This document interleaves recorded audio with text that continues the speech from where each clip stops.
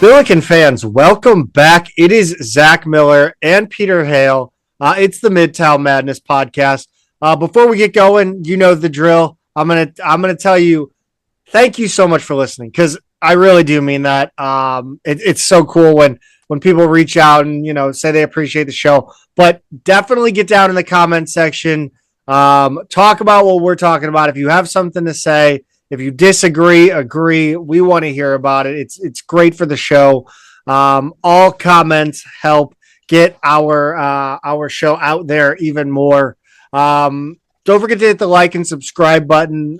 Get notifications as well when a new episode drops on YouTube. It's season 5, and once again, the Midtown Madness Podcast is brought to you by Two Men in a Garden. I know it's only April 13th, but we really are closing in on Cinco de Mayo, and with everything else you got going on in your life, I know you're going to wait till the last minute to get those supplies for that Cinco de Mayo, however you're celebrating. Whether you're just grabbing some chips and salsa or you're throwing a party, Two Men in a Garden is it's truly the quintessential go-to for your Cinco de Mayo celebration. Whether you like it mild, medium, or hot, no matter your tastes, Two Men in the Garden has you covered with salsa that's sure to elevate your Cinco de Mayo. Head over to twomeninthegarden.com to shop your favorite flavors made fresh with simple ingredients, and learn more about Kitchen Hub STL while you're there. Follow them on social media at Two Men Salsa on Instagram and Twitter for the latest updates. Pete, I want to start off this show because I think it's going to be a shorter episode. I want to, with all the doom and gloom right now, I'm not a fan of the portal. I think NIL is a complete, whether or not it's a good thing or a bad thing, it's a complete farce right now. But I want to mention I want to mention at least one feel good story that came out of this weekend, and it's in St. Louis, and that's the Western Michigan Broncos hockey program. According to a couple of outlets, they just won the NCAA championship, and they did not spend a single penny on NIL, according to a couple of outlets. Actually, two fun facts. I got to watch them play at Lindenwood a couple years ago. It was the first time I'd ever watched a non-SLU, non-neutral college sporting event without the Billikens involved. So that was cool. Also, the NCAA hockey championship has been contested in St. Louis 3 times. I tweeted this out, and I still think it's wild. In 75, 09, and 2025. And in each of those 3 championships, a team from Michigan walked away with the hardware. Tech in 75, State in 09, and Western in 25. Yeah, that's really cool, Zach. I did not realize that, and I'm glad you posted that fun bit of trivia right there. I'm pretty excited that Western Michigan won number 1. Denver, BU have been there so much, and lately as well, right? Denver's won, I think, 2 of the last 3 titles. Penn State, it would have been a new champion. They've never been to the Final or Frozen Four before. Western Michigan's never been to the Frozen Four before. So it was excited to see Western Michigan take care of business, and it was cool for a friend of mine, Mark, who lives outside Ann Arbor. His son goes to Western. And he was like posting these messages. He was all excited because there are multiple hockey players in his son's fraternity. And so when you say like they're a program that didn't really spend big on NIL, I mean, they really didn't. I mean, it's they played really well this season. They've got a lot of good players, obviously, but there's a lot of just kind of regular dudes on that team. And it's exciting to see a new champ, a first-time champ, I guess I should say. Yes. In St. Louis. By the way, I think a big shout out has to go out to Markai Strickland, of course, the biggest winner of the championship, being that he is a former now Western Michigan Bronco. That's right. Is he transferring again? Does he still have eligibility? He's in the portal now. Whether I guess he could always come back technically, but I believe he does have eligibility, and I'm going to look this up. I know it does feel like forever, but he has 2 seasons. Like the first season at SLU, I don't think was a red shirt, right? He just didn't play much. Yeah. And then he played 14 the next year, and then he only played 5 at Western Michigan his first season. So I think that may have been injury related. So between a 7-game season and a 5-game season, I think Good probably Lord. he can have one back. So yeah, he's played 2 and 2. I think he's got one more. Chuck Woolery, Um, two you and lost two. me on that. Two Okay. and two. Oh, God All right. damn it. Sorry. How do you not know that one? I mean, I know he's gone a little wild.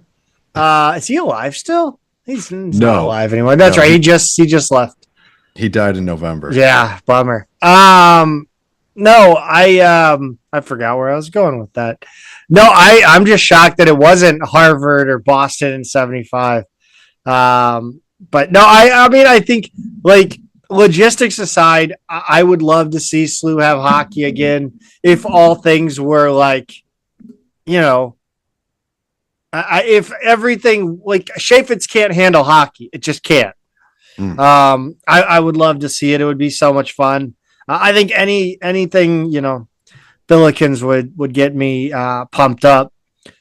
Let's. By the way, I'm watching St. Louis Columbus right now, and I have. It warms my heart to see Betcher and Schulte on the field together, just kind of throwing little whispers at each other, maybe a little shit talking. But it warms my heart. Betcher just had an opportunity on Schulte that unfortunately did not go in for St. Louis fans. But yeah, it's super great when just like when we were in Cincinnati and we got to see whether they didn't play at the same time, but it was good to see two Billikens on the pitch in pro soccer. Yeah, now we just need Betcher to get one in on Schulte, right? Yes. Let's pull out a win here. They're tied 1-1 as we speak. If I'm no, not it's mistaken. 2-1. It's been 2-1. Yeah. Okay, sorry. Yeah, I know. God, get it together. Hey, I'm preparing for this show. Yeah, I mean, like I don't want to keep laying it on thick with where you got things wrong, but dude, we need to talk about the scheduling situation here. Was that me? I thought that was you, Zach. I didn't. I mean, I don't drink that much anymore. I know I didn't black out. So it was fairly late. I think it was. But on, I have Thursday night. Is that right? Thursday or Wednesday? Thursday night, probably. Yeah. So I've been trying to kind of put together what we have on the schedule so far, and I had been taking notes, and then Stu tweeted it out, and then I put it on Billikens.com. And what we know is we open the season on November 3rd against SEMO. We know we've got Grand Canyon, San Francisco, and New Hampshire coming to St. Louis for home games. And the one road game that we're certain of is Loyola Marymount. We were supposed to play in the Diamond Head Classic in Hawaii this fall, but that fell through. The event has fallen apart. For the second year in a row, we are in an MTE that has fallen apart prior to the season. Luckily, this one was a lot What does this say earlier. about SLU basketball on the whole? We know how to pick them, man. We just know how to pick them. But luckily, this one fell apart a lot earlier in the calendar, so we should have a chance to get something together and not just have a few bye games at SLU and call it an MTE like we did last season. Although we did get Paul Otieno out of that. We did. So maybe it was worth it. Playing the long game.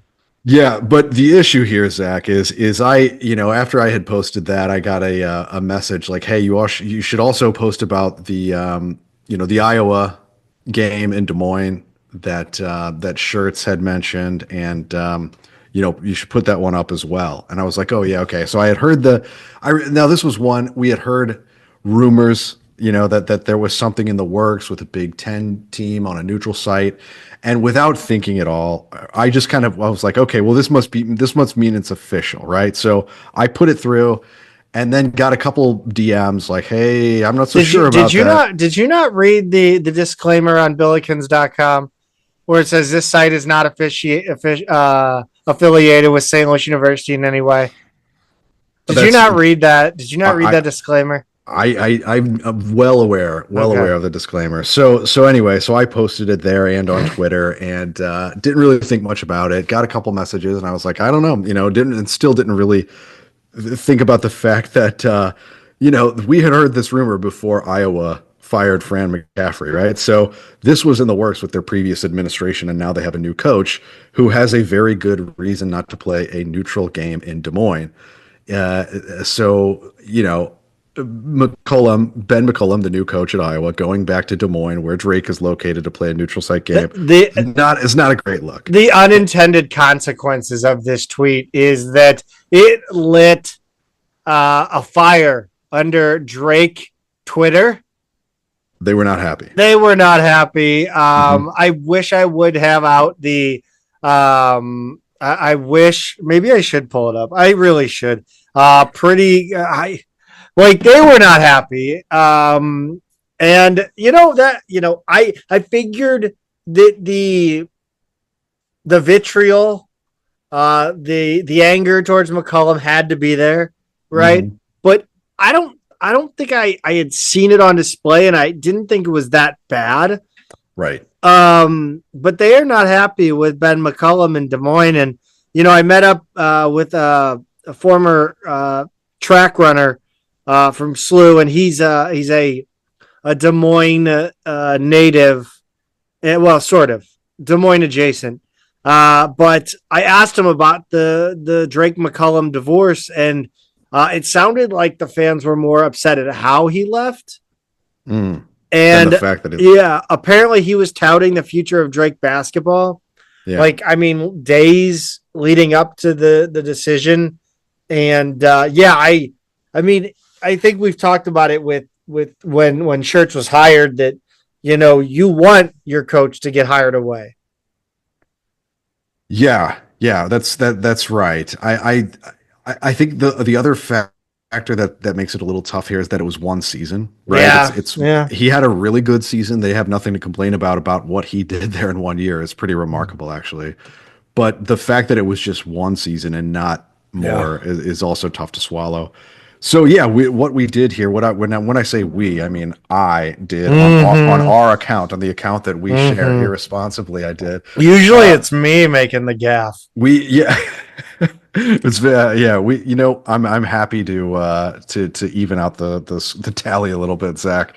And this was kind of a big one because what I did was to actually coax that simmering anger out of Drake fans. But it was fun. It was enjoyable. Yeah. You know what was interesting to me? Obviously, SLU fans loved it. The fact that the idea of that game, SLU fans loved, but Iowa fans really were positive about it. Iowa fans were like, this is great. This is a good game. And that's based on SLU last year, not even what we hope SLU is next year. So that seemed very promising to me as well. And kind of had me like, well, why don't we play this game just not in Des Moines? Why don't we just play it at Iowa City or wherever the hell? Where is it at? I don't even know where it's at. Yeah, Iowa City. So that's one possibility is just to play a single game there, maybe a home and home 2-for-1. Like there's a lot of different formats. Just give them a bye game. Fuck it. Well, I'm not opposed to that. Honestly, if we're sitting here and we're talking about how we can't get scheduling, like anybody, anywhere, anytime. Mm-hmm. If the MTE falls apart again, like if we can't get an MTE, bye games. That's my hot take. You mean where we're the one who goes? Yeah, sure. The tricky thing there is like we are in that worst category for getting games with power conference teams because we're not a guaranteed quad 1 game and we're not a guaranteed quad 4 game that you win, right? Like we're a trap game for a lot of those. I think you do bye game with a program that's within driving distance, maybe a short flight, big program, bye game. Give your fans a chance to get out there. I mean, just do it. Go for it. Iowa, great. You do a bye game with Creighton. I don't care. Bye game with a Big East, whatever. I think if it, and this is all kind of assuming the MTE completely that we have no MTE. I think you just go for it. Just inject that into your schedule. Your strength of schedule. Screw it. Yeah, I don't disagree with you there. I would love to I just don't know if we can get them, right? I mean, but I do think Iowa fits the bill of that kind of program that you mentioned, Zach. I mean, it's an easy 4-hour drive north. Yeah. You're really only on the interstate in the St. Louis area, and then you're going up 61, 64, and 215, like straight into Iowa City through such towns as Hannibal and Mount Pleasant and all of those cool places. So yeah, I've done that. I've done that trip when I was at SLU. We played there on New Year's Eve, and then we drove back that night. So it turned midnight when we were driving back from Iowa. Dark, cold, silent because Soderbergh was so angry at how we played. So that was one way to ring in a new year. I guess that was 2004. Is that right? Well, I'll never forget the Iowa NIT game at Family Arena. Yeah, was that before or after that? I think it must have been before. I can't remember because we had those two games against Iowa when I was there. Was McCaffrey on at the helm then? No. This was. I figured he'd been there forever. No, it was not. It wasn't Steve Alford. It was. It was Steve Alford. No, was it? Yeah, I think it was Steve Alford. This is another one. I have it just burned into my brain. I believe it is Steve Alford. SLU versus Iowa NIT. Oh God, that's bad. That is bad AI. Yeah, it was Steve Alford. That is bad AI. SLU versus Iowa NIT. I typed it into Google. In the National Invitational Tournament, St. Louis hosted Northern Iowa in the first round. SLU won the game 70-69 with a last-second three-pointer by Drea. Wow. Yeah, funny. That's interesting. Not great. Yeah, it was Steve Alford. So it was him and then Todd Licklider. For some reason, I thought there was. Anyway, it was Alford. Alford was not a great coach, and we beat them in the NIT game, but had lost that one on New Year's Eve up there. Anyway, what I'm saying is Iowa City's not far from St. Louis. It's a good college town to visit. And if you're good, like I think Boxing One in the Discord was like, well, what's the difference between playing it in Des Moines or Iowa City? It's either way, it's going to be an absolute. That's actually right. Yeah, Des Moines is actually, I think, farther from St. Louis technically, just because it's less of a straight shot. And I think you could also play it in another city, like if just like for numbers reasons, if it had to be a neutral game.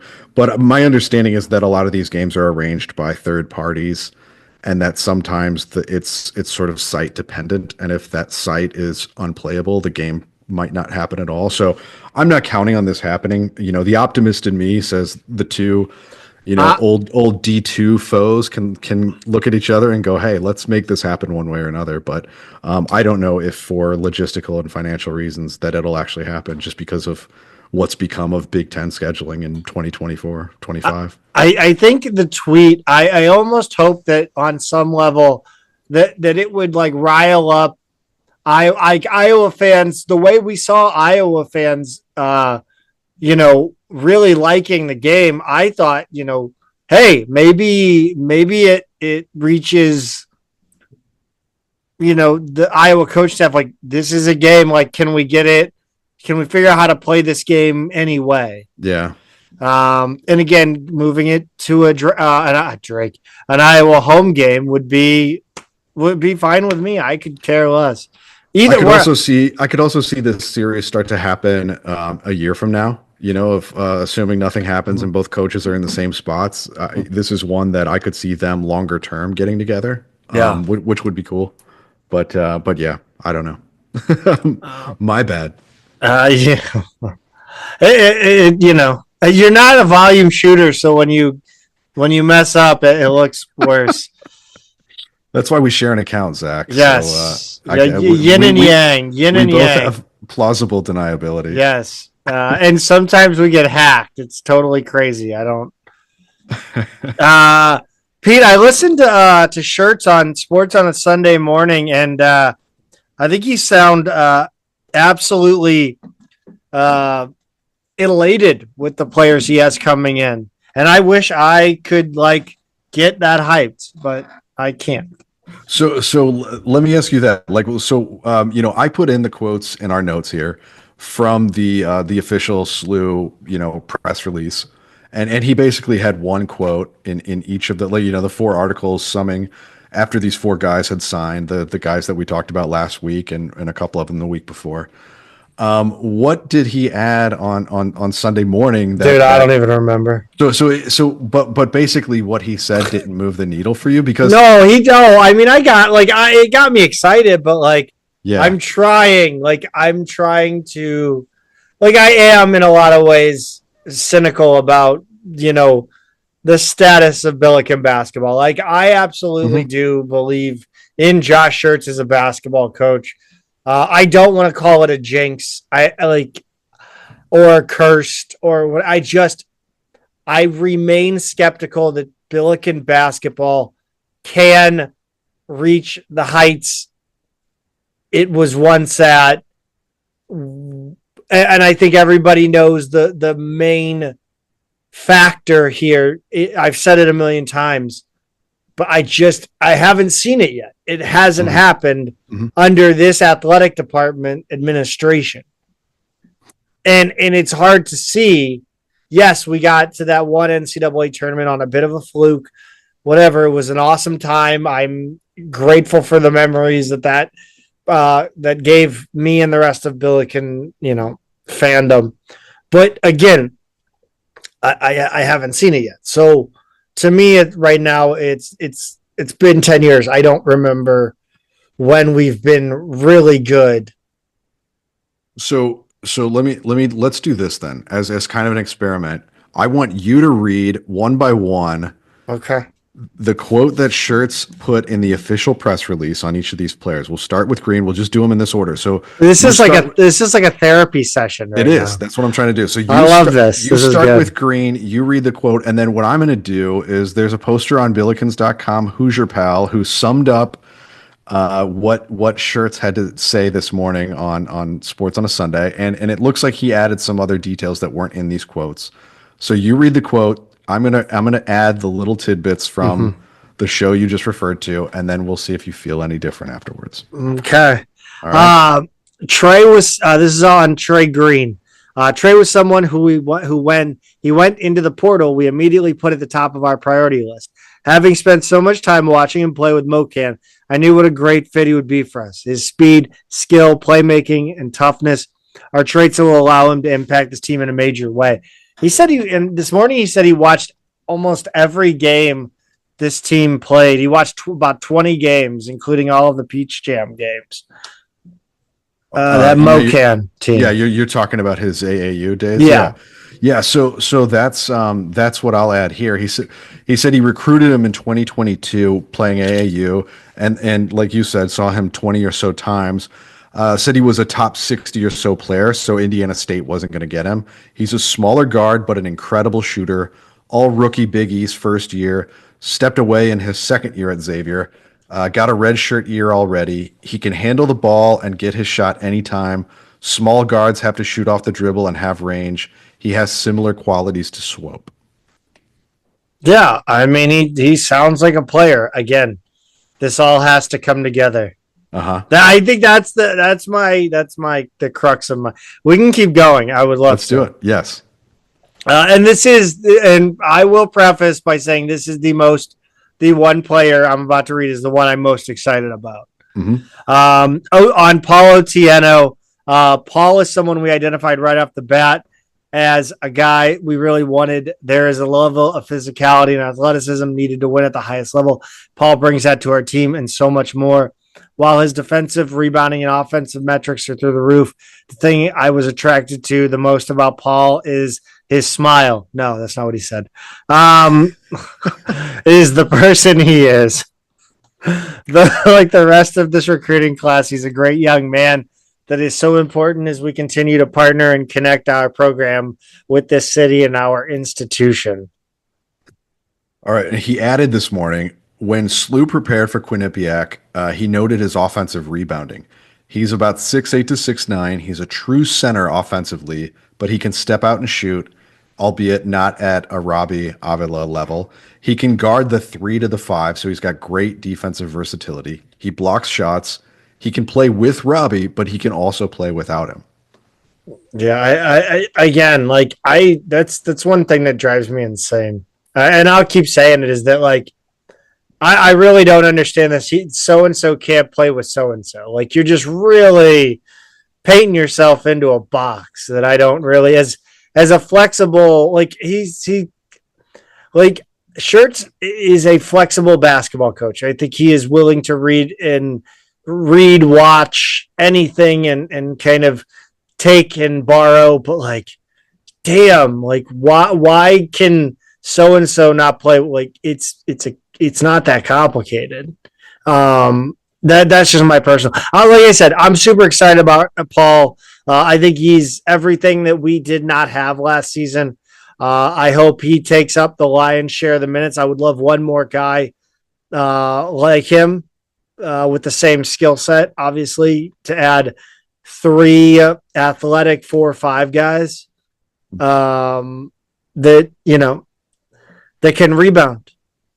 Yeah, I think the difference this year is we're not relying on Anya. Oh my God! Thank God. Thank God. Like I think he coming off the bench. I think that's a lot better situation for us. So I think he's playing against him playing against kind of bench guys, or you know what I mean, or the other team's depth. I think puts him in a much better position to succeed. Yeah, I agree. Why don't you give us the next one here? Yeah, Quentin Jones. While Quentin is a big time proven scorer at the college level, what I like most about his game is how efficiently he does it and what a great decision maker he is. He has great size and instincts as a guard and balances scoring and playmaking in a way that amplifies his teammates. Yeah, so he said that Northern Illinois did not have a great year, but he was terrific. He went from first to third in MAC league scoring because he got hurt in the first minute of the last game. He injured his finger. So he actually came into that game as the leading scorer in the conference and finished third because my finger hurts. You're adding a 0 to your average. He's a great playmaker at 6'5", a very good offensive rebounder as a guard, and 107 assists to 77 turnovers. I think the decision making is probably what again stands out to me as something that this team sorely lacked last season. I think we passed ourselves silly sometimes, and I think a guy who I think the turnovers and the decision making.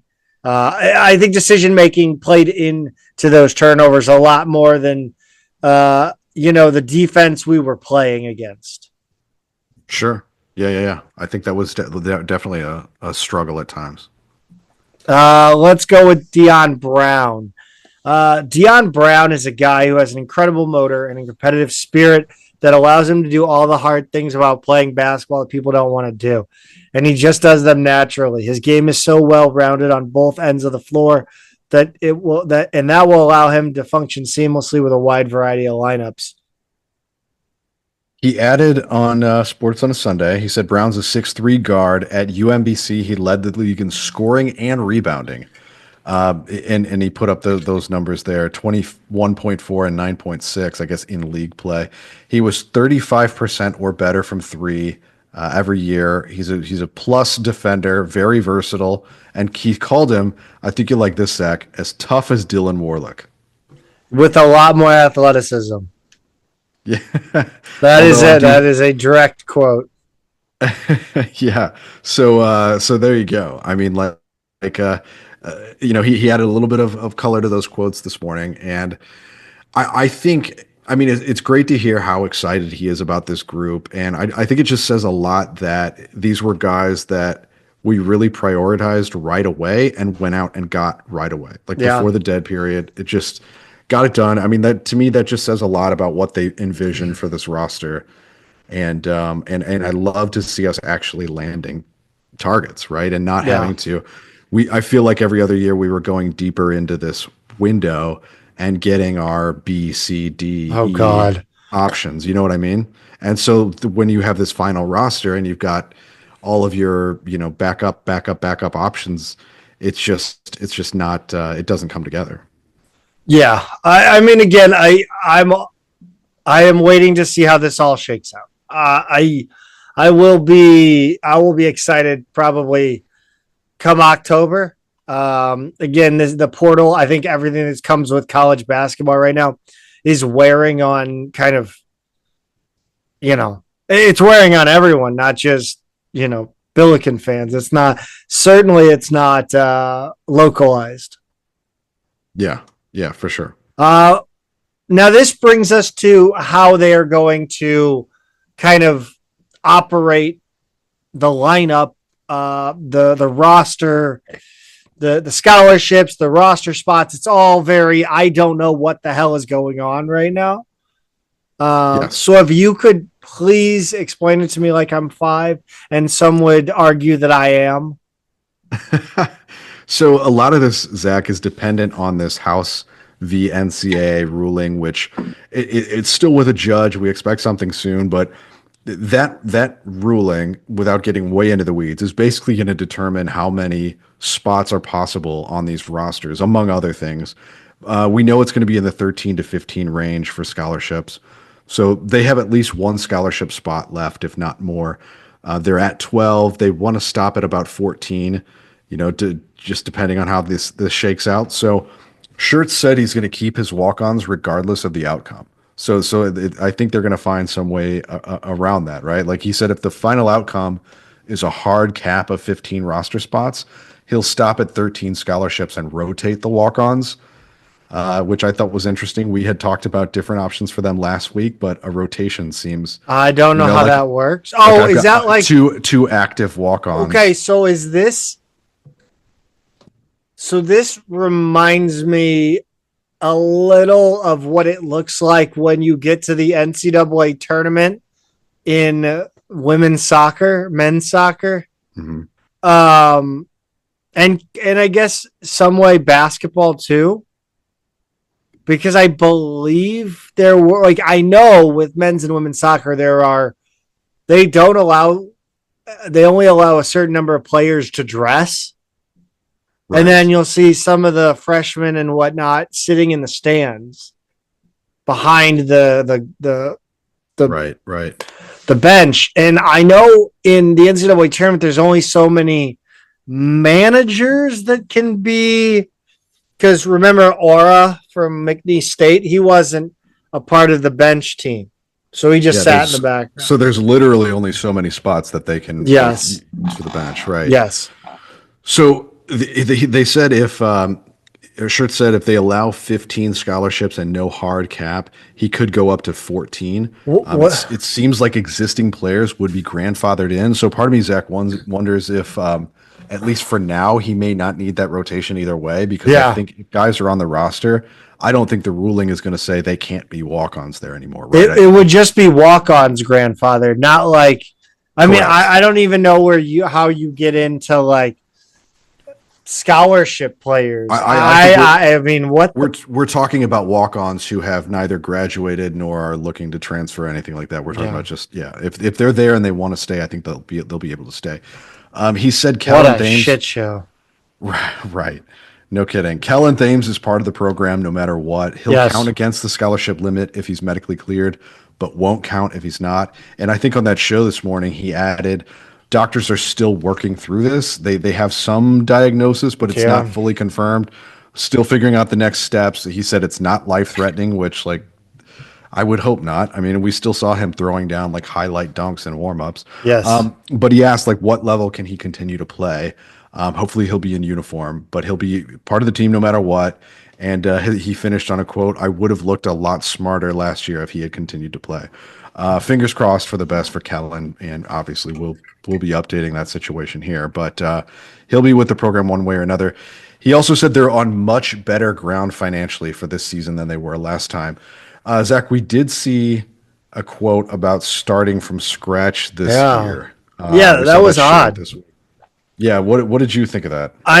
I'm kind of surprised by that because, again, like, if I recall correctly, I mean, and I don't, and certainly please nobody take this as me.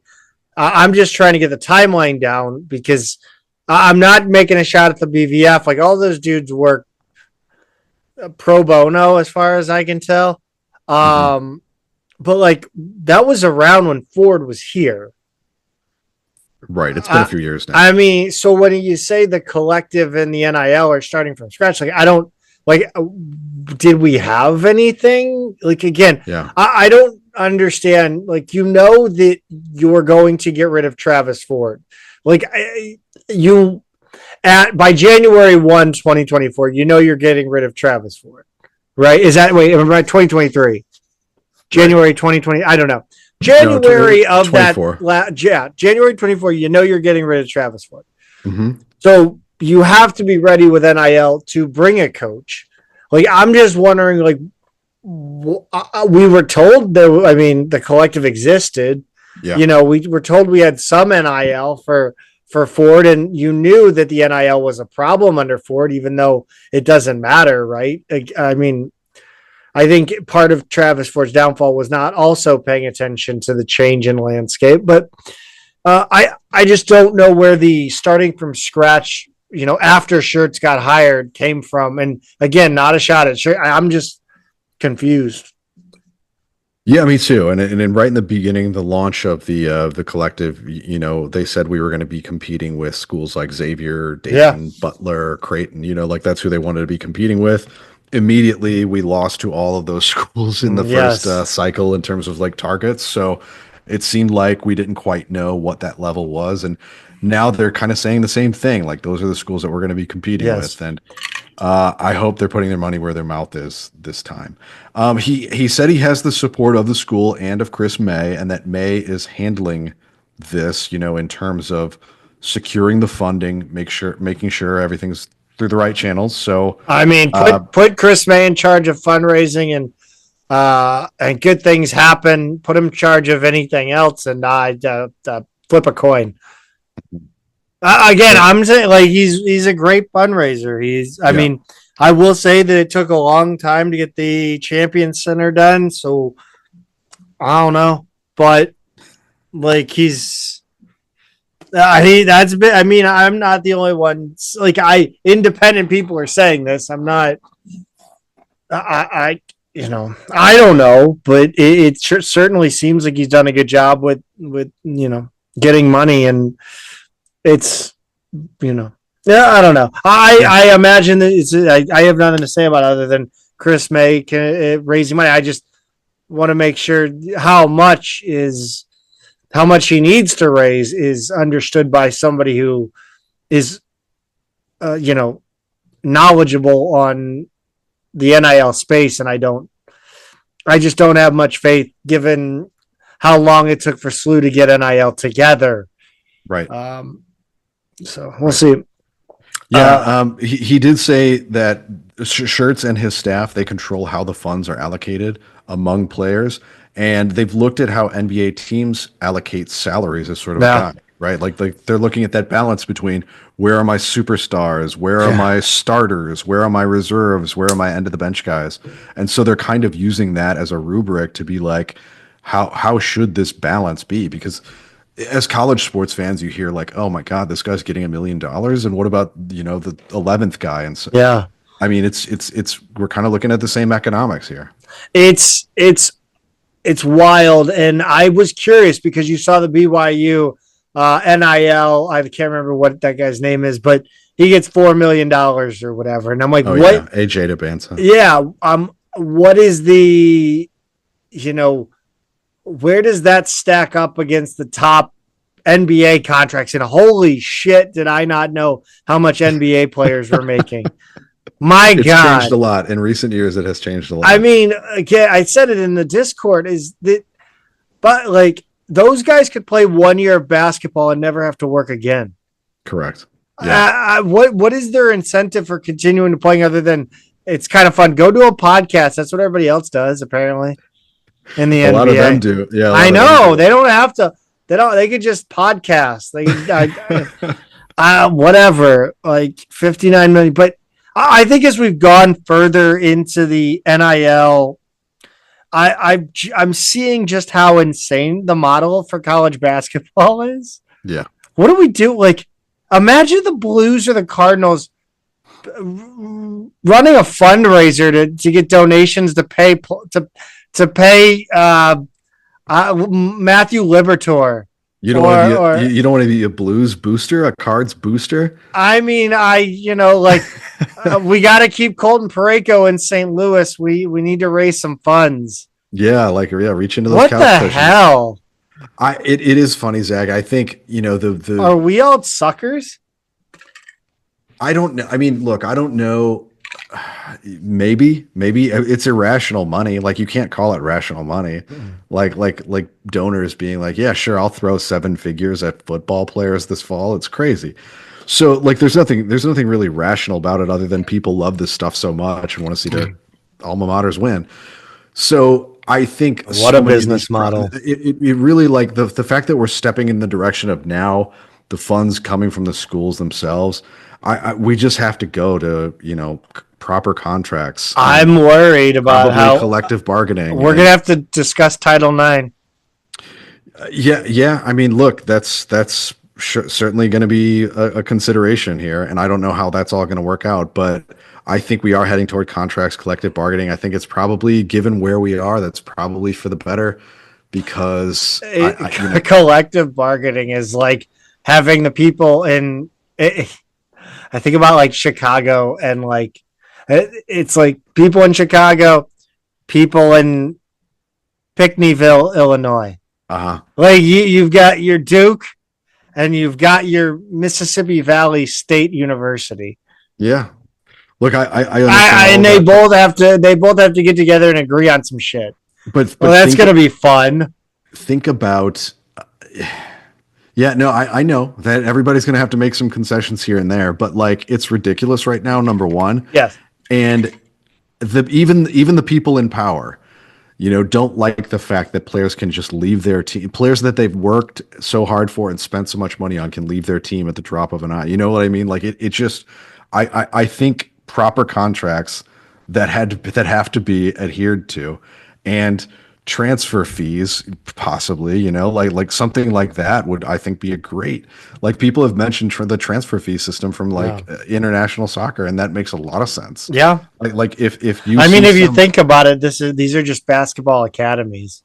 Right. So there are different ways of kind of looking at this, other than a weird gray market with zero like very, very little transparency, no rules or regulations whatsoever, no protections for players, by the way, whatsoever.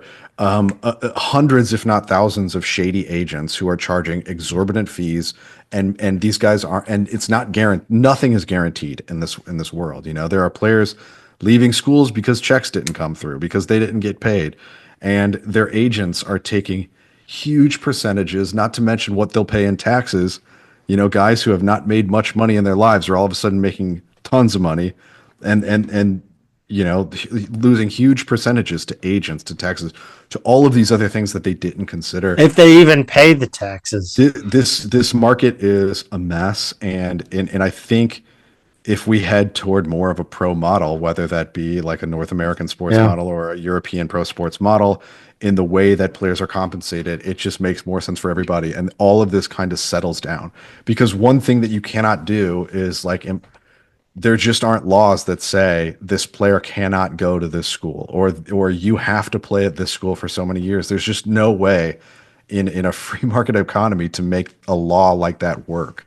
Like all of the things that come to mind of, like, what would make this more enjoyable, you can't legislate that. You can't, like, trap people. So I think contracts is where it's going to go. What those look like, I don't know, man, but it's got to go that direction. Everything sucks, and I hate it. Yeah. Hey, tell me about it. Let's talk about a couple players that visited and or were reportedly visiting. Yeah. We'll start with. Why don't you say who it is, and I tell you my thoughts, and then you can kind of go and talk about who they are. Yeah. So the first one is Jameer Simpson from Southern Utah. I'm interested. This one's interesting to me. It just nothing about his game really stands out. Mm-hmm. What are you seeing with this one? Yeah. So from my perspective, I think like so what are we still prioritizing, right? It's they want some size. Like, so there's a couple things that Schertz mentioned that he's still looking for. And I think he thinks the front court is done more or less. So he's really looking at guards, and he wants a true combo guard. And then he wants somebody with like big guard size, somebody he said along the lines of like Amari McCautry physically, who can guard multiple positions, who can score. And I think that's kind of what Jameer Simpson is here. He's 6'5", 205. He scored just over 16 points a game, averaged just under 5 rebounds and 2 assists a game. At Southern Utah, not the most efficient shooter, 41.5% from the field, 34% from three, although he was an 80% free throw shooter. And so I think he checks a few boxes in terms of like big, physical, experienced, got some athleticism, can guard multiple positions. I think that's what he's for. He doesn't give you just pure shooting. He gives you some shooting. So I just think this is like that kind of play. I think that's what they have in mind. A little more grit. Yeah, that's right. He is a senior. He played only 1 year at Southern Utah, and then he was a lower division player before that at Wisconsin Parkside. So there is another case right now about lower division NCAA eligibility, the way JUCO eligibility, those guys got another year. So there's a chance those guys could get another year too. What an insane, like that just makes no sense to me. That JUCO players get another year? No, the D2. Yeah. I don't. I mean, I kind of feel like NCAA is NCAA, right? Yeah, 100%. Yeah. How about this guy from St. John's? Yeah, Brady Dunlap is a 6'7", 190-pound guard from St. John's, and he's just a sophomore, Zach. Yeah. Grandfather's Reggie Dunlap of the Charlestown Chiefs. Is that true? No. Reggie Dunlap, slap shot. What are we doing? I know. Oh, God.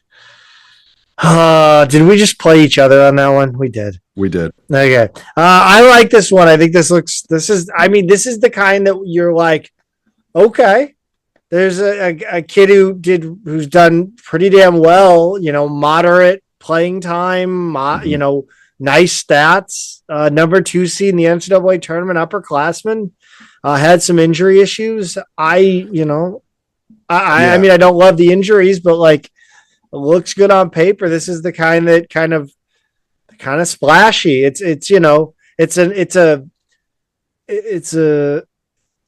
a platform dive splash, but it's, in the Olympics, but it's got a splash to it. Yeah. I mean, just the fact that St. John's is so good and this guy was, not a top rotation player, but kind of at the end of the rotation, I think says something to me. Played 12 and a half minutes as a freshman, and then has 16 to be and a half decent minutes on defense. Right. 16 and a half been on a Patino team, right? Yeah. So 16 and a half minutes a game as a sophomore, but only played in 10 games. As you mentioned, an injury. He had an abdominal tear that required surgery, so that shut him down for the rest of the season. It's a 3 to 4 month injury. So he's right now at about the time frame where he could come back to full, full practice. And he also had a hand injury as well. So that was another one. That was a little bit shorter term injury, but yeah, between those two, I think he was pretty much done. Actually, the hand injury was first, and then he had the abdominal tear. So it was kind of a 1-2 punch that knocked him out for the season. But nevertheless, the thing that he gives you here, Zach, is I think he's a little more of a pure shooter, and than the other guy is, and he also gives you size at 6'7". So. Is this a situation where if Schertz has 2 scholarships to play with, does he take both of them? I think he probably would. I don't know if you could call either of them a combo guard, but maybe the idea is we get one or the other here, and then you've got some size on the wing. You've got guys who can guard multiple positions. In Dunlap's case, I think you've got a really good shooter.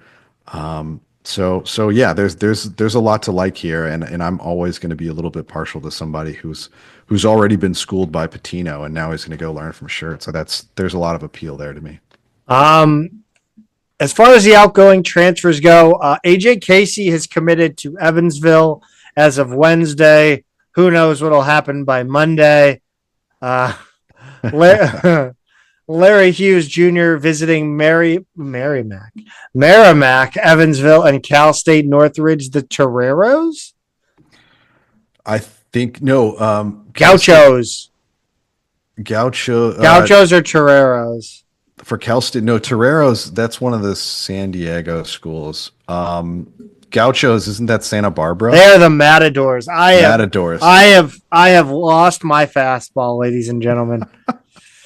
It was coming. Literally, hold on. Gauchos, Toreros, and Matadors all have funky pants. It's the funky pants trio. And they might have a hat and a mask. And yes. There's a cape involved. Shirt. Yes, there's a cape. I think they're all of a theme. Yeah. Yes. Shout out to Cal State University System. Max Picard, nothing, as well as Killian Brockoff. Let's talk about the A10 portal, Pete. Bobby Durkin's heading to Minnesota. I see it.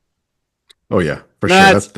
There's always a white guy that looks horrible in maroon and yellow, and Bobby Durkin fits that bill. He's that guy. He's a good shooter. I think he'll find a role in the Big Ten. Yeah. He's not going to be a star, but he's going to be a player.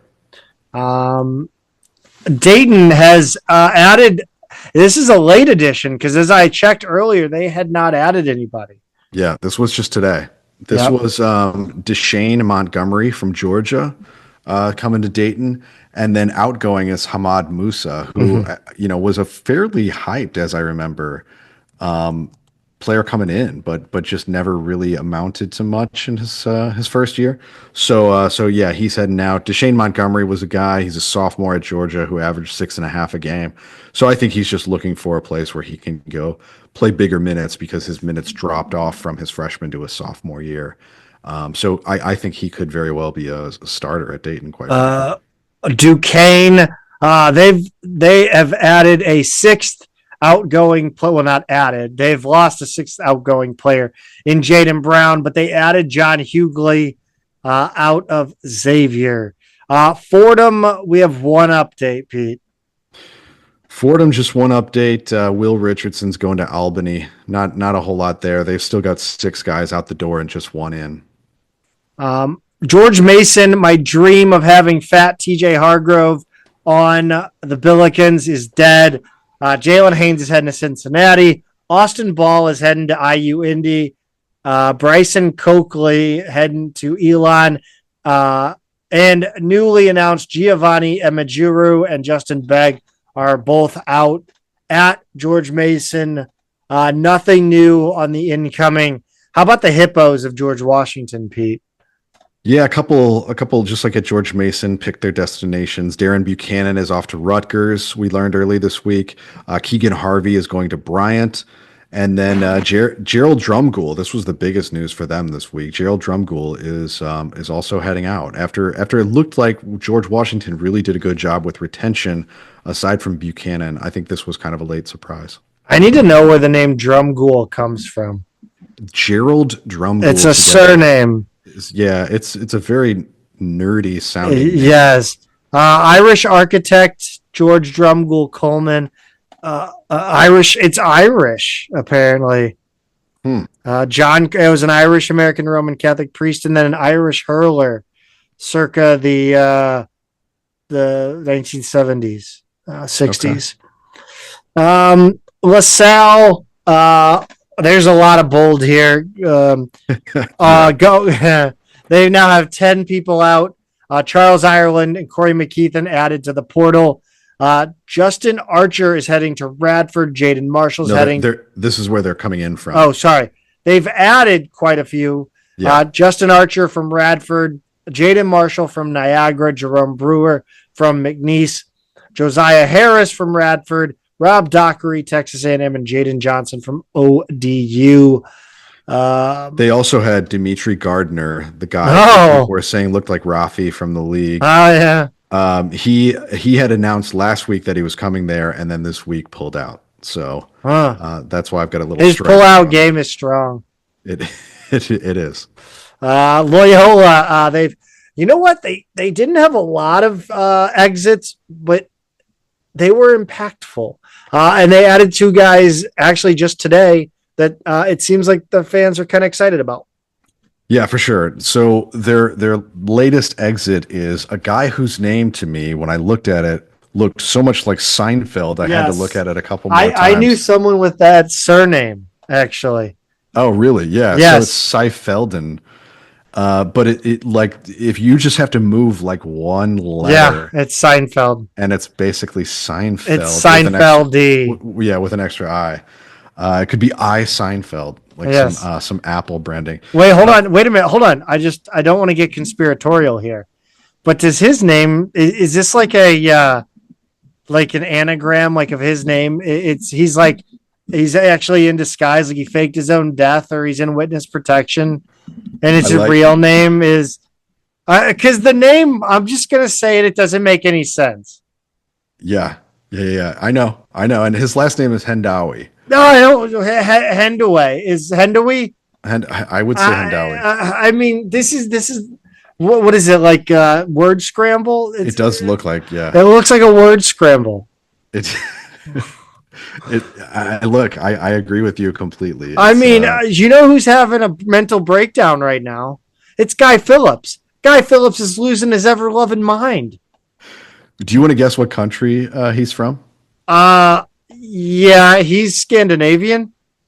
He's from Egypt. I was so close. It's an Egyptian name, apparently. So there you go. His father. Well, that makes sense. His father, Kaidar Hendawi, played professionally in Egypt. So, well, I thought this was just some guys like just a random American name. Now I feel kind of bad. No, look, when your name looks like Seinfeld, I'm sorry wherever you're from. Yeah. We got to scrutinize a little bit. Look, Loyola fans, if you're upset that you've lost the human Scrabble board, you're getting a guy that is a perfect replacement. Yeah, coming in, they've got Daywilk Tavares. That's my best guess. Daywilk. Deywilk Tavares. Daywilk from Charleston. And then Xavier Amos from Wisconsin. I love that guy's cookies. He's famous. So yeah, they've got a couple, I think, nice players coming in. They needed some, after Jaden Dawson, Jalen Quinn heading out, they needed a little bit in the portal. So I think those look like pretty good additions to me. Jamarcus Lawrence from Rhode Island, and we're going to talk about Rhode Island. I got some things to say when we get into the women's side. Jamarcus Lawrence is heading to Nebraska.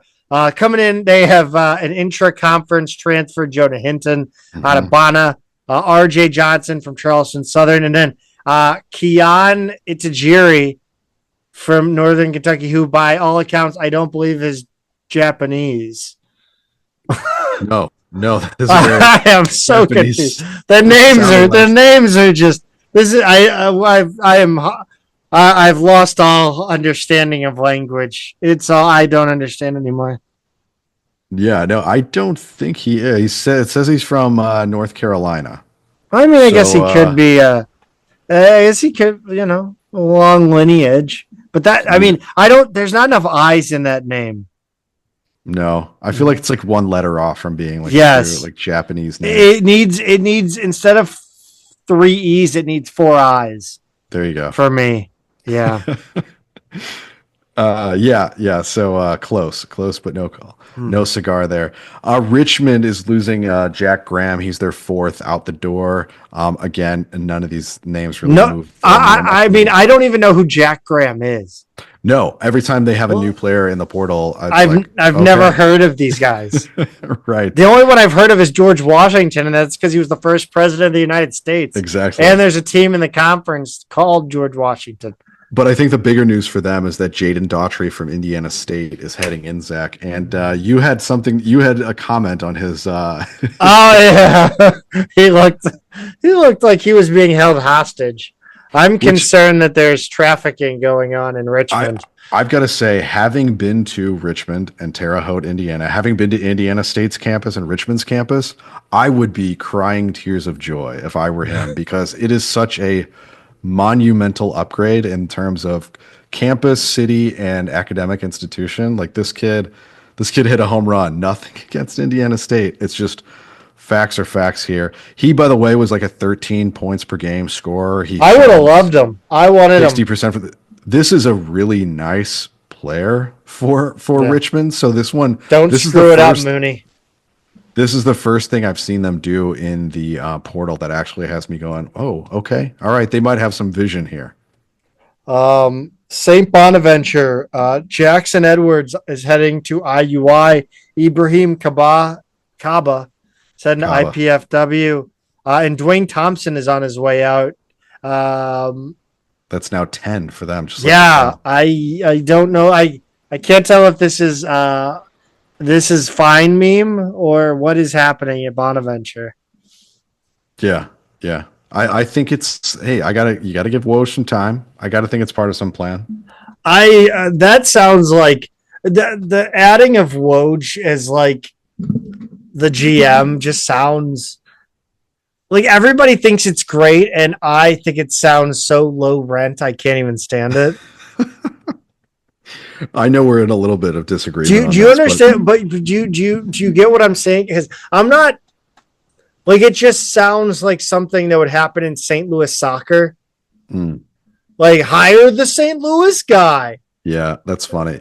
Yeah.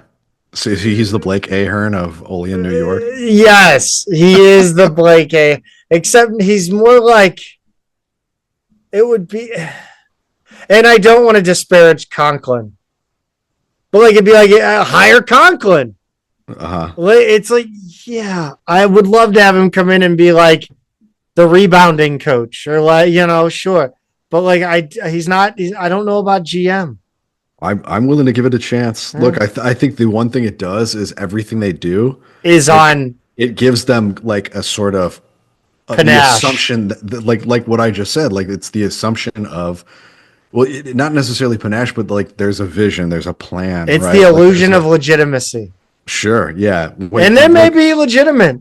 It may be legitimate, but otherwise you would think like there's no coaching change and there's 10 guys out. You would think the sky is falling. Talk about VCU, because St. Joe's, apparently everybody loves Billy. Yeah, no kidding. What is going on? I mean, are they the only program that's actually following through with their payments? Although there are some rumors that, so Rasheer Fleming declared for the draft, right? Like, so there's a chance he could return. But there are rumors that Xavier Brown has a foot out the door. Oh, so if that happens, then is he coming to St. Louis? Then I think that changes a lot.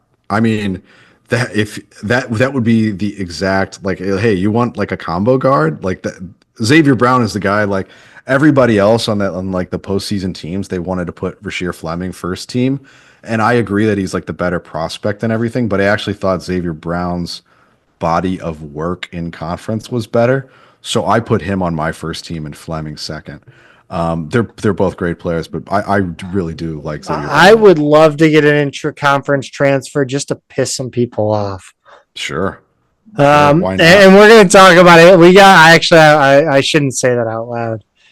As I got some, no, because I don't think it's okay. Genuinely, I think one of the things that will come if they standardize everything, I think intra-conference transfers are going to require at some point a sitting out or something. Interesting. Yeah. I wouldn't think there would be. I mean, I guess, yeah, maybe that's part of a... Or do like I think you should throw... If we're taking ideas from soccer, when you do the transfer, you can't play against your former team. Oh, wow. That's fun. So it's funny. So the Ambush, St. Louis Ambush Indoor Soccer, a little aside, funny enough, they've been terrible since the day I worked for them in 2013. The day you started working for them? The day I started, they were terrible. Never did any, like, not even dangerous as a team. And they had the all-time scorer in the MASL, in all leagues, all-time scorer. They traded his ass to Milwaukee, and then they got really, really good. Unbelievable. Anyway, but they set it up so when they traded him, he could not play against them in St. Louis. That was part of the deal. I would never would have thought of that as like something you could do. Yeah, But it's really fun. it happened in college soccer. Actually, it happened with the Billikens. I think it was. I want to say it was a player that went to Marquette. Oh, I I don't know this at all. I want to say it might have been Max Karcher. I don't know why I think that. It was somebody. Maybe I'm wrong. Maybe he quit. I think he quit. But there's um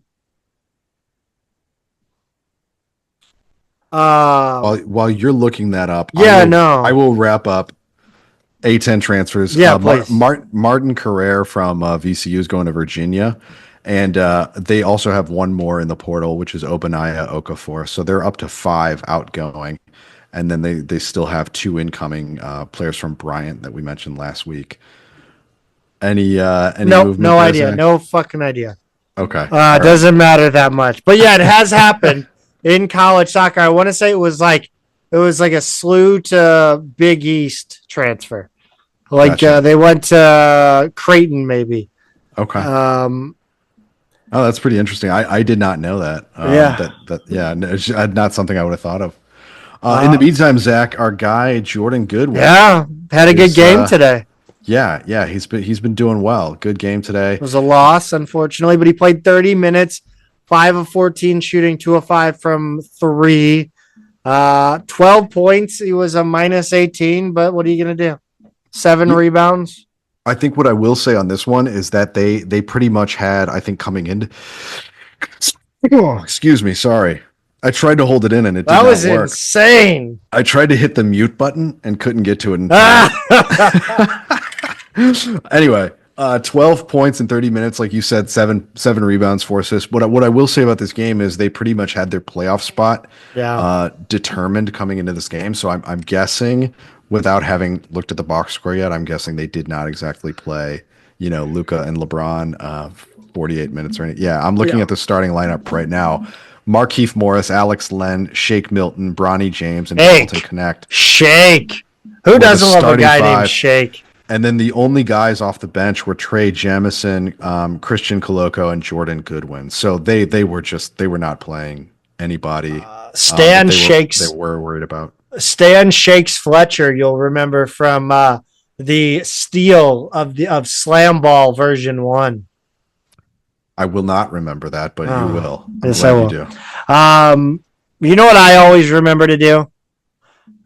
Check the aisles at Deerberg's for 2 Men in a Garden. Wow. Every time I'm there. Every time. I know, I'm bougie like that. You are bougie like that. Yeah, I do too, when I'm in town. But I got to say, I opened my last jar from my most recent order, and it's the mango hot salsa, Zach, and it's People great. love that stuff. There's something about it that is just it's one that I don't necessarily think of, right? Because I tend to be more of a savory than sweet person in general, right? So I'm not reaching for the fruit salsas necessarily, but the mango is really fantastic. I think it's the best of their fruit flavors, although I really do like the other ones as well. I think this one's the best. It has a little more heat, and the balance is just right.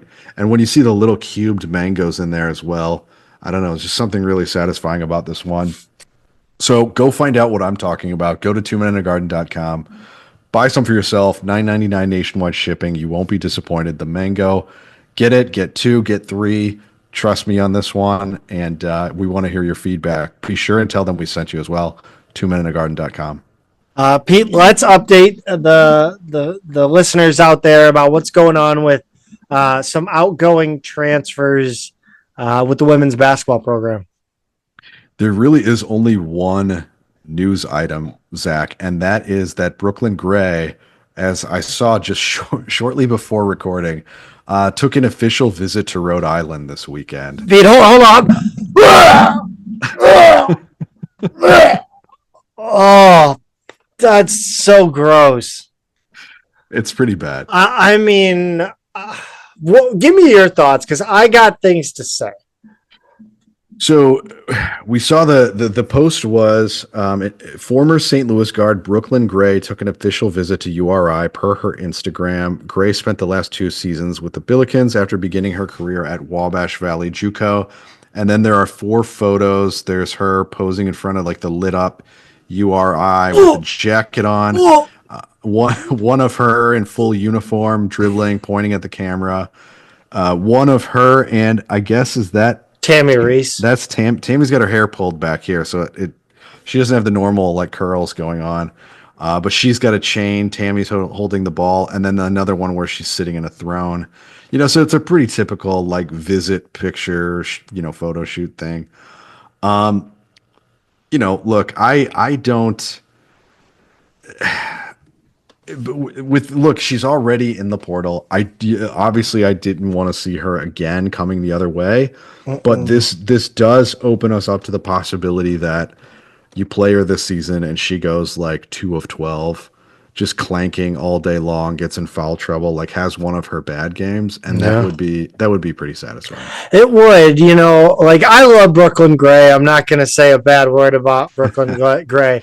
Look, I'm going to take this not as a shot at Brooklyn Gray. This is if you think that you have the money to compete in the A10 and your player thinks they're going to get a better deal at Rhode Island, whether that be playing time, chance to win, any of those things, that's embarrassing. My only thing is it a player you wanted to keep? Why? And I'm under the impression that they did. I've not heard anything that Brooklyn Gray was somebody they wanted to get rid of. So I tend to agree with you with the understanding that this was a player they actually still wanted. Yeah, maybe it's a scenario where where women's basketball just wanted a clean house and a clean slate with some players. Yeah. I don't know, but like, it's not a good look. No. I certainly am okay with again, if a player that like, it's all in context, right? If Brooklyn Gray went and visited not Davidson. That's a bad example. Because women's basketball is different. Say she went in to Fordham, right?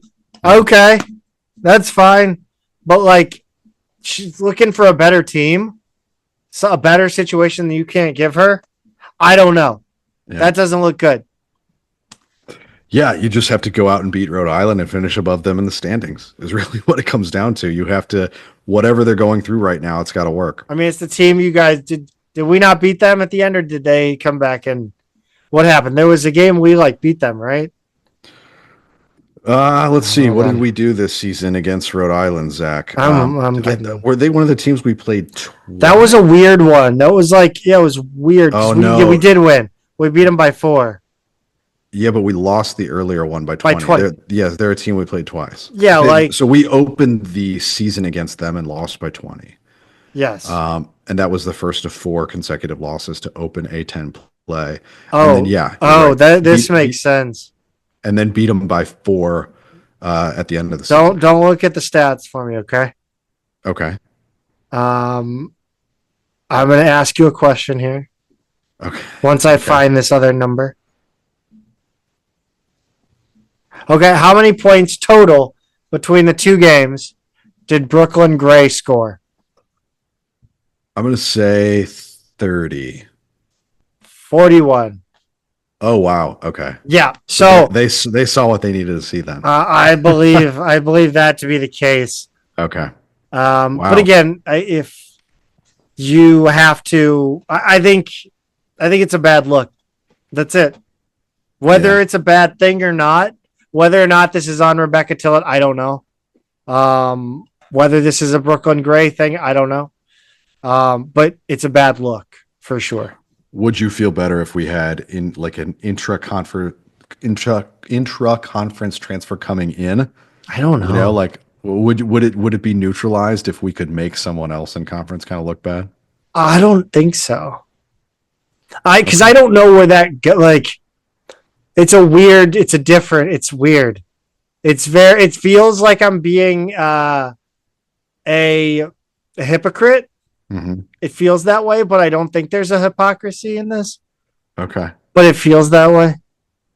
Um, I don't know, because what if it's a Dayton player? We got their scraps. I mean, it just depends on, I think, what numbers they put up for who.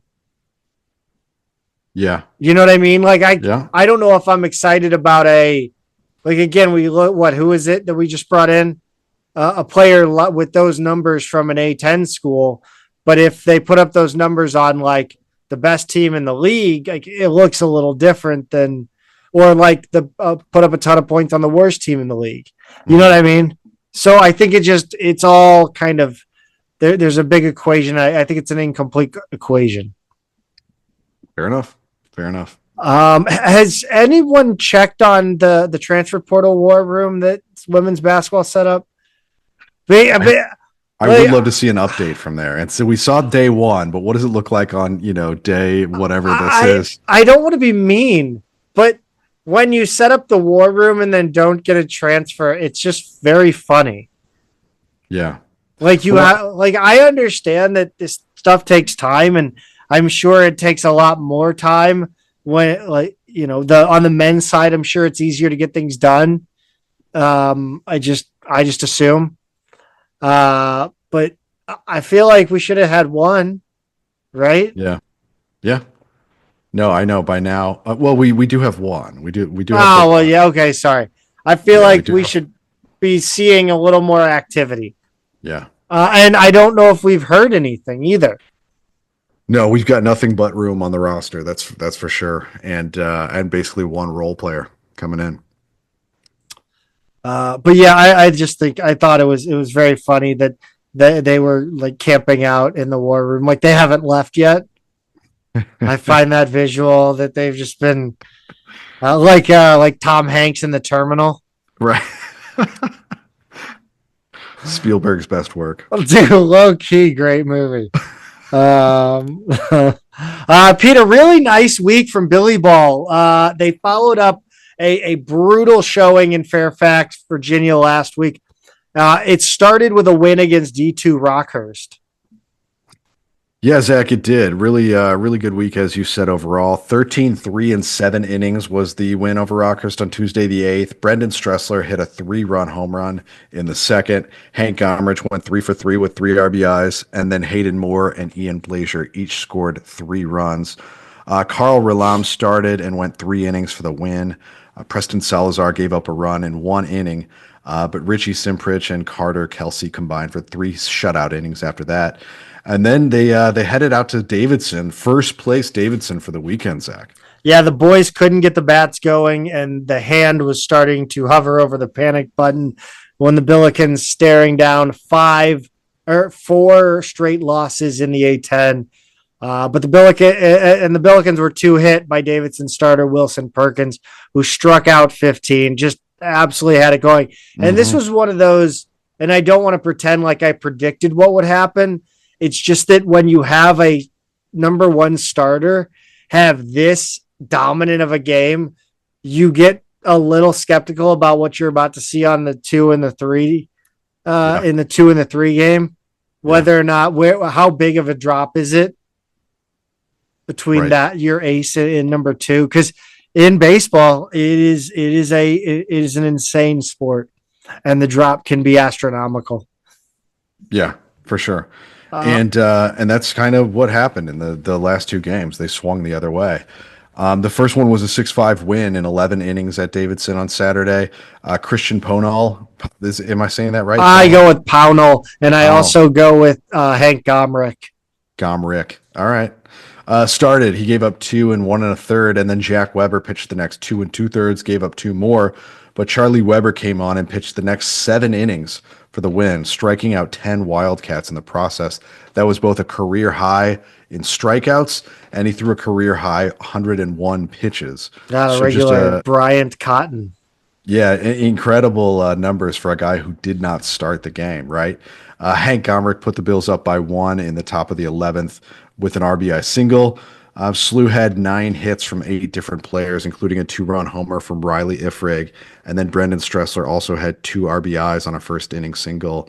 So great bounce back win on Saturday, the 12th, Zach. We had the rubber match on Sunday, and it was a college baseball game all the way. Yeah. By the way, a few things on that last game. What an interesting pitching, staff usage there. Right. That's just wild. And the reference Bryant Cotton. Go back and listen to that interview. I think it wasn't you and me. It was the house that Rick built. Yep. We interviewed Bryant Cotton. Absolutely incredible story about his senior year with SLU baseball. A total workhorse. Just so many pitches thrown. Go listen to him talk about it after this episode finishes. It's so good.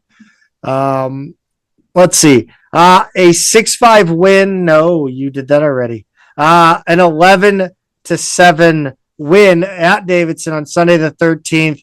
This one looked like SLU was going to win it without a fight from Davidson, but as we know, this is college baseball, and we've learned only one thing about college baseball, and that is it is a complete shit show.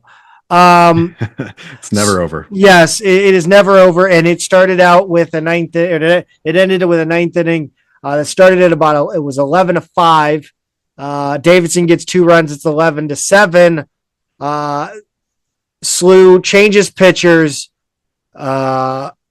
Non-safe situation, up 4 runs. He walks a man, I believe. They change pitchers. It is now a safe situation. And the Billikens come away with that 11-7 win.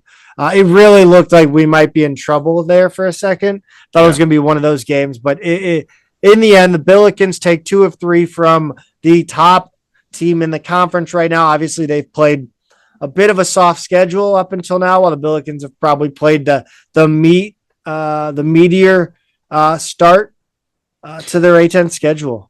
Yeah, I think that's right. And what we did was we bumped them into a 4-way tie for first. Now you have George Mason, Rhode Island, Dayton, and Davidson all at 10-5. St. Joe's at 9-5. You've got SLU at 8-7, and then you've got Fordham right at 500, 7-7. Goes down from there. Richmond 7-8. Really surprising after the. I can't believe what's happened there after their non-conference. By the way, they only had 2 losses coming into league play. George Washington 6-9. VCU 5-10. Also surprising. UMass 4-11 and St. Bonaventure 4-12. That is not surprising. So, got really tight in the top half of the standings thanks to this series. So I know there are a lot of other A10 teams happy about what SLU did here. They host Lindenwood on Tuesday the 15th. That game is at 5 p.m. So it is an evening game and one that's a little bit easier to get to on a weekday. And VCU coming in for a weekend series. That will be exciting. It's a late afternoon start on Friday, and then some day games on Saturday and Sunday. So they it looks like they updated the schedule on this one, Zach. I just looked. It looks like they will have that first game will be Thursday at 6 p.m. Is that Lindenwood? VCU. Oh, okay. So no, you were right about Lindenwood. Yeah. That's still Tuesday at 5. So it'll be Thursday at 6 against VCU, and then Friday at 2, and Saturday at noon. So yeah, some intriguing times there for the get out of work early inclined set. I mean, I like that Friday at 6 and Thursday at 6. Thursday and Saturday. Aren't they playing another one at 6? No, are they day games? 6, then 2, then. I like that Thursday at 6 though. I do. Yeah, I like it. Pete, maybe the most exciting of news, I think, for those of us who do follow all the sports. I think this was probably the most exciting thing I saw all week. Abby Mallow was named to NCAA softball starting lineup for the week, presented by Michaela Chester every week on Twitter, probably on TikTok and Instagram too, but I don't know. She had Mallow in the catcher position along with players from UCLA, Texas, Oklahoma, Texas A&M, Florida State, Oregon, and Virginia Tech. That is elite company for an A10 player who just so happens to be crushing it this season. She is destroying the ball, and this week was no different, Zach. The only shame is that this week got cut off a little bit short, right? Yeah. And a series bumped to Monday, but we'll get to that. They started off with that last game, the straggler, due to weather, because of when George Washington was in town last weekend. So they had to play this one on Monday, and it wound up being a 3-0 win. Taylor Hockman took a 3-hit shutout through 7 innings without any run support until the bottom of the 7th, when who else but Abby Mallow walked it off with a 3-run homer. That home run tied her with Sadie Wise at 37, which is the all-time SLU record. That also gave SLU the sweep, knocked George Washington from first place heading into the series down to third place. And not only was it a sweep, Zach, but SLU didn't allow a single run against George Washington the whole series. 3-0, 9-0, 3-0. Just a fantastic performance from them heading into this Wednesday doubleheader against Loyola. She's only a junior too, by the way. Is she really? I thought she was a senior this year, especially reading about a student an article about how she came to SLU to do a very specific program due to a friend's illness, and now I'm forgetting exactly the nature of it. But she's like into health research and very serious about what she's doing. And I got the idea that she was nearing the end of her career because of that. Like she was more focused on the academic side of things. Boo! Boo! Keep playing. I mean, great. No, great. Go and do wonders, but we need a year first.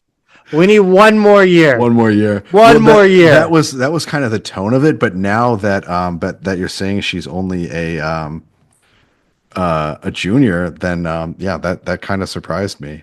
Don't do what Teresa Lish did. So it's a childhood friend who had type 1 diabetes. She didn't understand it, but the more she learned, her interest in science was triggered. And so she decided biomedical engineering was going to be her college major. And I can tell you, having known some BMEs from SLU in my era, that is not the kind of major where you have a lot of time for extracurricular activities. So the fact that she big organic chemistry exam.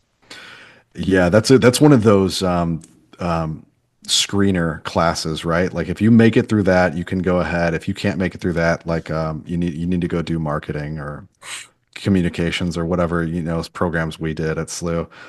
So she's super impressive, and she's gonna, gosh, if she plays one more year, she's gonna be all over the record books. That's without a COVID bonus year. Without that, yeah, just a natural, your typical 4-year biomedical lifetime natty. Yeah, she's that's fantastic though. One more year, please. 7-3 win against Loyola on Wednesday the 9th in game 1. The Billikens got out to a 4-0 lead in the first and ended up being the difference, with each team posting 3 in the 5th. Loyola out-hit the Billikens 12-6, but had 4 costly errors to just 1 for the Billikens. Loyola's starting pitcher was on the mound for all 7 runs, but only 2 were earned, and those were off a 2-run single from Jane Koneski in the 5th. I really need to start writing her name phonetically. I'm gonna mess it up. I'm challenging you, but by still writing how it's spelled. The law offices of Mallow and Olsis scored twice each. The Abbeys. Yeah, they're the Abbeys. I'm bet you wondering why they call them the Andes. Because they're both named Andrew. It wasn't Taylor Hockman's best start, nor my best joke. 10 hits and 3 earned runs in 5 innings, but it was good enough for the win. Anna Christ pitched 2 shutout innings to wrap it up. Talk about the final game of the series and what's coming up next. Yeah, Loyola. The game 2 on Wednesday. They took 8 innings to beat them this time, Zach. 3-2. They tied at 1 after 7. Went to extra innings. Loyola had an RBI single in the top of the 8th, but Scout Gallagher hit a 2-run single in the bottom of the inning to walk it off. Mallow had SLU's other RBI on a double in the 4th. Isabel Royal went 8 innings for the win. She's really settled in nicely after a rocky start to the season. So great to see that from her. Next up, they've got a doubleheader at Rhode Island on Monday the 14th. This was supposed to be a 3-game series over Saturday and Sunday. but it was moved back and shortened to a 2-game series due to weather. And I think, Zach, that it starts at 10 a.m. Eastern, so 9 a.m. Central. Get your Bloody Marys out. Yeah, if you're listening to this, the game's probably already going on. If you're Yes. listening to this right away, if you're listening to this later in the day, you might have missed at least game one, if not both games. Then they host Eastern Illinois on Wednesday the 16th, followed by George Mason at home for a 3-game weekend series. And Zach, I got to say, I'm a little bit disappointed, that the schedule was moved back for this series, because I really love how they've been playing, and thought like they you want to capitalize on that, all those hot bats. So to have to go up to Rhode Island and then sit in hotel rooms for an extra day or two while you're waiting to play, it just it doesn't bode well. But the standings are pretty tight now, with Dayton in first at 10-4, GW second at 12-5, Fordham is 11-6 in third, SLU 9-5, then St. Joe's 9-6, George Mason 8-7. So you're looking at 2.5 games separating first from 7th place, basically 6th place. Loyola is 7-10, UMass 3-6, Rhode Island 3-9, and then Bonaventure is winless 0-12 in last place. So pretty tight standings overall, especially in the top 6 places, and I'd say that's pretty wide open for a team that's playing as well as this SLU team. You know who's not playing well? Tennis. Tennis is not very good right now. No. There's a joke to be made about what Austin P did. To the Billikens Tuesday. Is there? One could argue. P won 2 of 3 doubles matches. Andres Castellanos and Valentin Vasquez won the number 1 and number 4 spots for SLU at singles. The Bills dropped the other 4 singles matches, unfortunately. A 4-0 loss against Creighton on Sunday the 13th at Dwight Davis. The headline, Billikens conclude regular season. Yep, that's literally when you see that headline on the official site, you know what the result was. Yes, that's like when you see final in a tweet. Yeah, it just says final. Yeah, that's exactly what that was. Up next for the men, they will head over to the A10 Championships at the USTA National Campus in Orlando. How about on the women's side? So they won by forfeit against Missouri State on Tuesday the 8th. That was already determined ahead of time, Zach, so I'm not really sure what happened there. You saw that when we were recording last week, but I guess a win is a win, right? They still included in the win column, which they needed, because then they lost 4-0 at George Mason on Friday the 11th. Lizzie Barlow and Elizabeth Choate got a doubles win, but otherwise Mason swept SLU for the win. And then they played Kentucky, but it was late, Zach. It was this evening, Sunday, at Shaw Park. Record this, and no results That's wild. Posted either at Shaw Park. It is to have an SEC team come up and play at Shaw Park. Pretty cool, but we don't have results. I checked Kentucky's website as well and didn't see anything. And SLU's tennis social media is not exactly active. So next up, they've got Lindenwood on Tuesday the 15th, and then Saturday the 19th, they play at Duquesne. It's interesting that they go a month later than the men, but I'm assuming they'll all play down at the A10 Championships at the same time. I think is the plan there. They always go that same weekend, and I'm verifying right now that yes, that is the case. The women start 1 day later, but yeah, their regular season schedule is 1 week longer. Interestingly enough, that's bizarre.